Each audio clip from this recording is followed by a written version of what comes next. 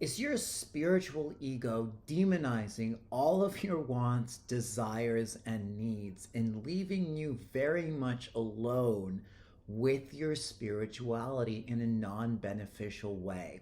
I'm going to be talking about all this and more in this video. My name is Adam.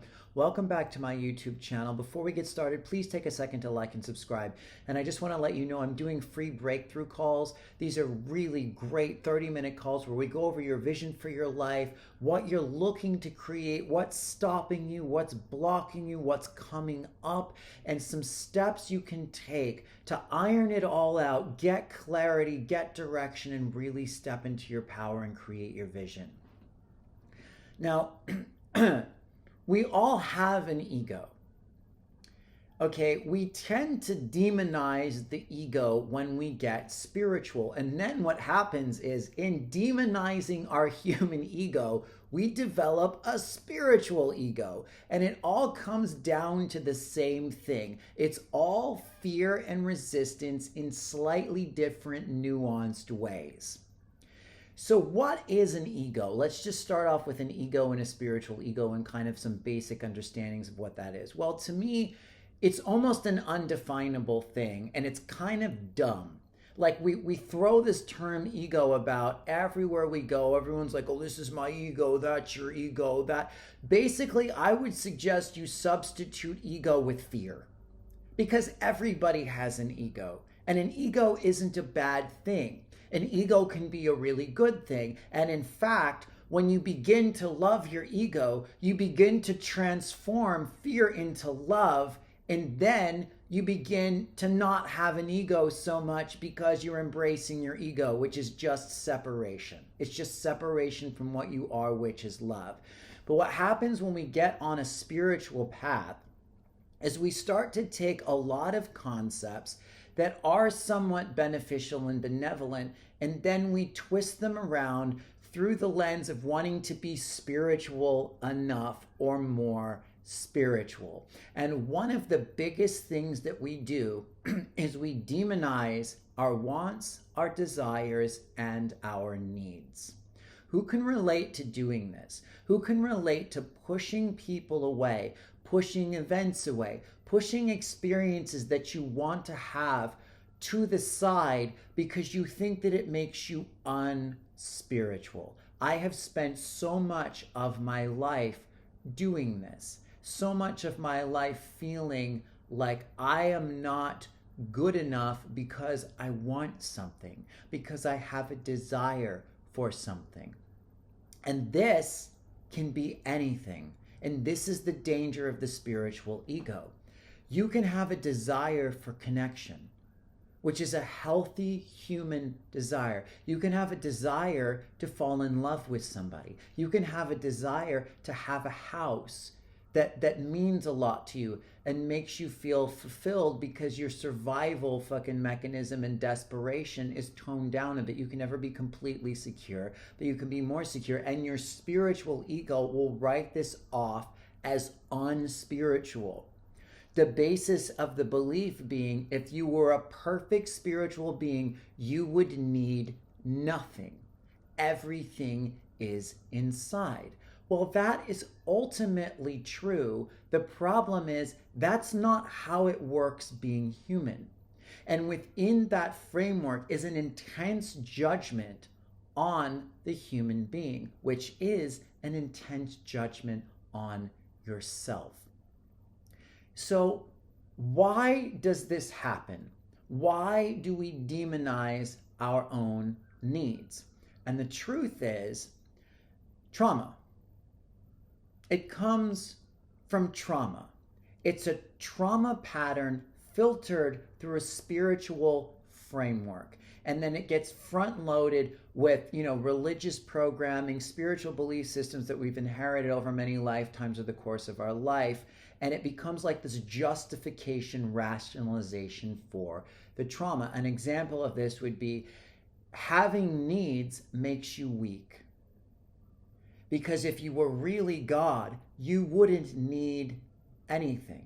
How many people resonate with that? How many people are trying to get to the point where they never need anyone? They don't need a friend, they don't need a partner, they don't need any money, because if they do, that means something bad about them.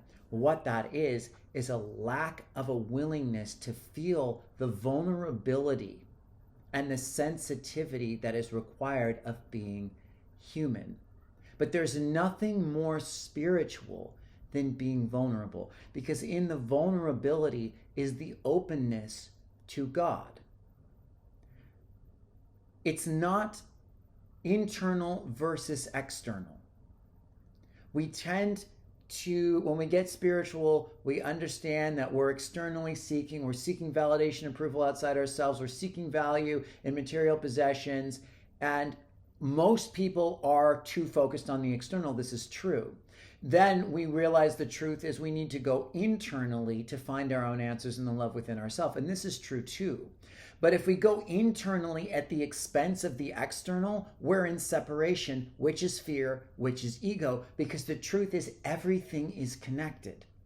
If you love yourself enough, you will allow your human needs to be fulfilled, because you won't be afraid of losing them. That's the trauma in demonizing our needs. We don't want to have a need, because if we have a need and we fulfill the need and we lose it, we don't think we can survive, which is just fear. That's not fiercely loving. That's escapism.